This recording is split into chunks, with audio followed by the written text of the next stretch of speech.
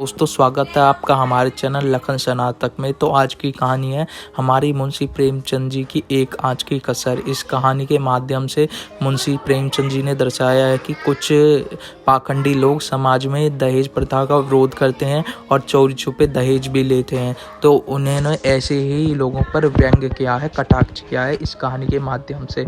तो दोस्तों कहानी की शुरुआत करते हैं। सारे नगर में महाशय यशोदानंद का बखान हो रहा था। नगर में ही नहीं समस्त प्रांत में उनकी कीर्ति की जाती थी। समाचार पत्रों में टिप्पणियां हो रही थी। मित्रों से प्रशंसापूर्ण पत्रों का तांता लगा हुआ था। समाज सेवा इसको कहते हैं। उन्नत विचार के लोग ऐसा ही करते हैं। महाशय जी ने शिक्षित समुदाय का मुख उज्जवल कर दिया। अब कौन यह कहने का साहस करता है कि हमारे नेता केवल बात के धनी है, काम के धनी नहीं है। महाशय जी चाहते तो अपने पुत्र के लिए उन्हें कम से कम 20,000 रुपये दहेज में मिलते, उस पर खुशामद अलग से होती। मगर लाला साहब ने सिद्धांत के सामने धन की रत्ती भर बराबर परवाह न की और अपने पुत्र का विवाह बिना एक पाई दहेज के लिए स्वीकार किया। वाह वाह की हिम्मत हो तो ऐसी, सिद्धांत प्रेम हो तो ऐसा, आदर्श पालन हो तो ऐसा। वाह रे सच्चे वीर, अपने माता के सच्चे सपूत, तूने वह कर दिखाया जो कभी किसी ने न किया था। हम बड़े गर्व से तेरे सामने मस्तक नवाते हैं।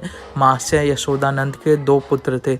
बड़ा पढ़ लिख कर फाजिल हो चुका था, उसी का विवाह तय हो रहा था और हम देख चुके हैं कि बिना कुछ दहेज लिए। आज तिलक था। शाहजहाँपुर स्वामी दयाल तिलक लेकर आने वाले थे। शहर के गणमान्य सज्जनों को निमंत्रण दिए गए थे। वे लोग जमा हो गए थे। महफिल सजी हुई थी। एक परवीन सितारिया अपना कौशल दिखाकर लोगों को मुग्ध कर रहा था। दावत को सामान भी तैयार था। मित्रगण यशोदानंद को बधाइयां दे रहे थे। एक महाशय बोले, तुमने तो कमाल कर दिया। दूसरे बोले, कमाल यह कहिए कि झंडे गाड़ दिए। अब तक जिसे देखा मंच पर व्याख्यान झाड़ते ही देखा। जब काम करने का अवसर आता तो लोग धूम धमा लेते थे। तीसरे, कैसे कैसे बहाने गढ़े जाते हैं। साहब, हम तो दहेज से सख्त नफरत करते हैं, यह मेरे सिद्धांत के विरुद्ध है, पर क्या करूं, बच्चे की अम्मी जान नहीं मानती। कोई अपने बाप पर फेंकता और कोई किसी खर्राट पर। तो चौथे ने बोला, अजी कितने तो ऐसे भैया हैं जो साफ साफ कह देते हैं कि हमने लड़के को शिक्षा दीक्षा दी है, जितना खर्च किया है वह तो हमें मिलना चाहिए, मानो उन्होंने यह रुपए किसी बैंक में जमा किए थे। 5वें, खूब समझ रहा हूँ, आप लोग मुझ पर छींटे उड़ा रहे हैं। इसमें लड़के वालों का ही सारा दोष है या लड़की वालों का भी कुछ है? पहले, लड़की वालों का क्या दोष है सिवा इसके कि वह लड़की का बाप है? दूसरा, सारा दोष ईश्वर का है जिसने लड़कियां पैदा की। क्यों? 5वें, मैं यह नहीं मानता, न सारा दोष लड़की वालों का है न सारा दोष लड़के वालों का। दोनों ही दोषी हैं। अगर लड़की वाला कुछ न दे तो उसे यह शिकायत करने का कोई अधिकार नहीं है कि डाल क्यों नहीं लाए, सुंदर जोड़े क्यों नहीं लाए, बाजे गाजे पर धूमधाम के साथ क्यों नहीं आए, बताइए। चौथे, हाँ, आपका यह प्रश्न गौर करने लायक है। मेरी समझ में तो ऐसी दशा में लड़के के पिता से यह शिकायत न होनी चाहिए। 5वें, तो ये कहिए कि दहेज प्रथा के साथ ही डाल गहने जोड़ों की प्रथा भी त्याज्य है, केवल दहेज को मिटाने का प्रयत्न व्यर्थ है। यशोदानंद, यह भी लैक में एक्सक्यूज, मैंने दहेज नहीं लिया है, लेकिन क्या डाल गहने न ले जाऊं? पहले, महाशय आपकी बात निराली है। आप अपनी गिनती हम दुनिया वालों के साथ क्यों करते हैं? आपका स्थान तो देवताओं के साथ है। दूसरा, 20,000 की रकम छोड़ दी, क्या बात है? यशोदानंद, मेरा तो यह निश्चय कि हमें सदैव अपने सिद्धांतों पर स्थिर रहना चाहिए। हमें पैसे की कोई परवाह नहीं करनी चाहिए। दहेज की कुप्रथा पर मैंने खुद कोई व्याख्यान नहीं दिया, शायद को नोट तक नहीं लिखा। हाँ, कॉन्फ्रेंस में इस प्रस्ताव को स्वीकार कर चुका हूँ। मैं उसे तोड़ना भी चाहूँ तो आत्मा न तोड़ने देगी। मैं सत्य कहता हूँ, यह रुपये लूँ तो शायद मुझे इतनी मानसिक वेदना होगी कि शायद इस आघात से मैं बच ही न सकूँ। 5वें, अब की कॉन्फ्रेंस आपको सभापति न बनाए तो उसका घोर अन्याय है।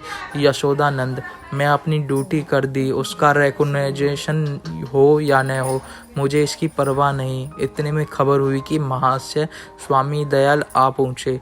लोग उनका अभिवादन करने को तैयार हुए। उन्होंने मसनद पर ला बैठाया और तिलक का संस्कार आरंभ हो गया। स्वामी दयाल ने एक ढाक के पत्तल पर नारियल, सुपारी, चावल, पान आदि वस्तुएं वर के सामने रखीं। ब्राह्मणों ने मंत्र पढ़ने, हवन हुआ और वर के माथे पर तिलक लगा दिया गया। तुरंत घर के स्त्रियों ने मंगलचारण शुरू कर दिया। यहाँ महफिल में महर्षि यशोदानंद ने एक चौकी पर खड़े होकर दहेज की प्रथा पर व्याख्यान देना शुरू किया। व्याख्यान पहले से लिखकर तैयार कर लिया गया था। उन्होंने दहेज की ऐतिहासिक व्याख्या की थी। पूर्व काल में दहेज का नाम भी न था।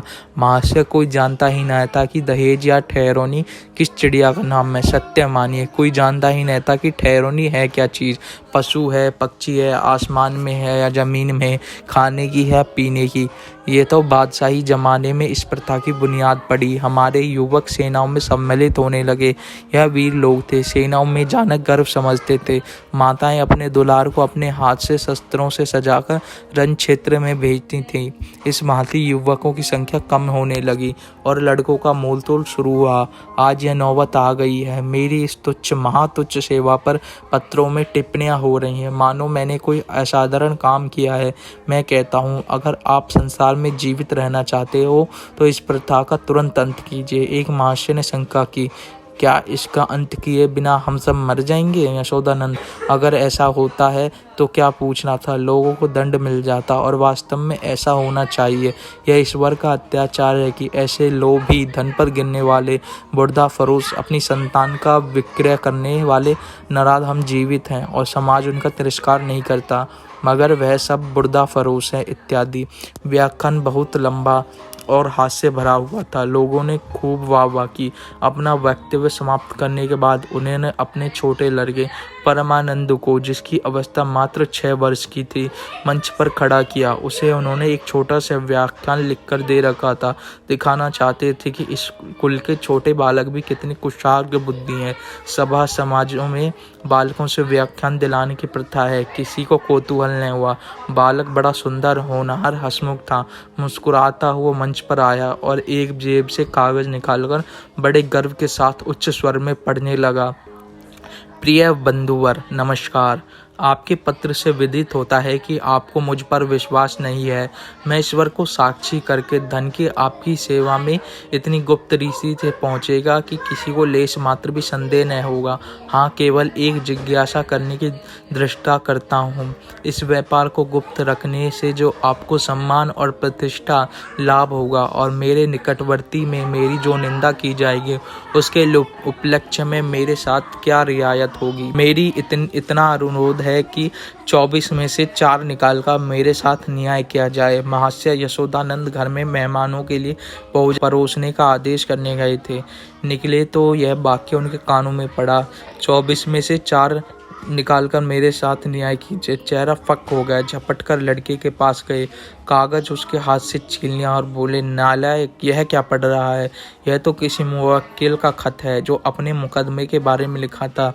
यह तू कहाँ से उठा लाया? शैतान, जा वह कागज ला जो तुझे लिख कर दिया था। ये एक माह से पढ़ने दीजिए। इस तहरीर में जो लिखते हुए किसी दूसरी तकरीर में न होगा। दूसरे, जादू वह जो सिर चढ़ के बोले। तीसरे, अब जलसा बर्खास्त कीजिए, मैं तो चला। चौथे, यहाँ भी चल चुके। यशोदानंद, बैठिए बैठिए, पत्तल लगाए जा रहे हैं। पहले, बेटा परमानंद, जरा यहाँ तो आना। तुम्हें यह कागज कहाँ पाया? परमानंद, बाबूजी, आपने ही तो लिखकर अपने मेज के अंदर रख दिया था। मुझसे कहा था इसे पढ़ना। अब नाहक मुझसे खफा हो रहे हो? यशोदानंद, यह वह कागज था कि सुअर, मैंने जो मेज के ऊपर ही रख दिया था। तूने ड्रॉर में से क्यों यह कागज निकाला? परमानंद, मुझे मेज पर नहीं मिला। यशोदानंद, तो मुझे से क्यों नहीं कहा? ड्रॉर क्यों खोला? देखो, आज ऐसी खबर लेता हूँ कि तुम भी याद करोगे। पहले, यह आकाशवाणी है। दूसरे, इसलिए लीडरी कहते हैं, अपना उल्लू सीधा करो और नेक नाम भी बनो। तीसरे, शर्म आनी चाहिए, यह त्याग से मिलता है, धोखाधड़ी से नहीं। चौथे, मिल तो गया था पर एक आंच की कसर रह गई। पांचवे, ईश्वर पाखंडियों को ही दंड देता है। यह कहते हुए लोग उठ खड़े हुए। यशोदानंद समझ गए कि भांडा फूट गया, अब रंग न जमेगा। बार बार परमानंद को कुपित नेत्रों से देखते थे और डंडा तोलकर रह जाते थे। इस शैतान ने आज जीती जिताई बाजी खो दी। मुंह में कालिख लग गई, सिर नीचा हो गया, गोली मार देने का काम किया है। उधर रास्ते में मित्र वर्ग यों टिप्पणियां करते जा रहे थे। एक ईश्वर ने मुंह में जैसे कैसी कालिमा लगाई है, हयादार होगा तो अब सूरत न दिखाएगा। दूसरा, ऐसे ऐसे धनी मानी विद्वान लोग ऐसे पतित हो सकते हैं, मुझे यही आश्चर्य है। लेना है तो खुले खजाने लो, कौन तुम्हारा हाथ पकड़ता है।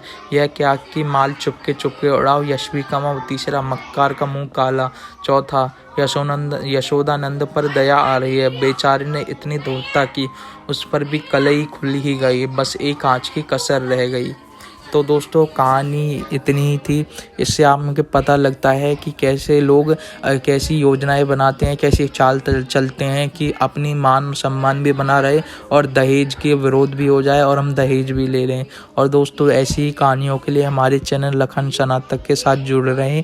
अगर कहानी पसंद आए तो चैनल को लाइक करें और वीडियो को लाइक करें और चैनल को शेयर करें और दोस्तों सब्सक्राइब करना बिल्कुल भी ना भूलें। मिलते हैं दोस्तों नेक्स्ट वीडियो में। Thank you.